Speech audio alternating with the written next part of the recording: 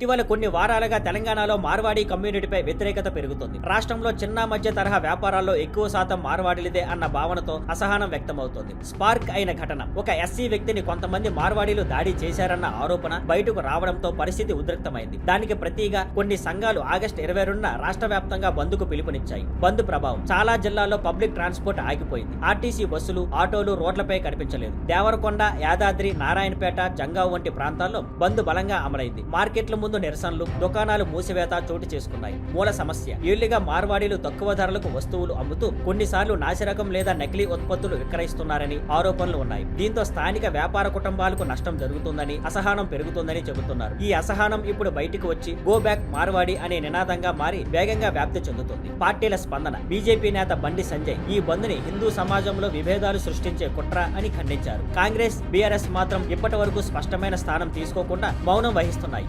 Thank you for watching. Please like, share and subscribe.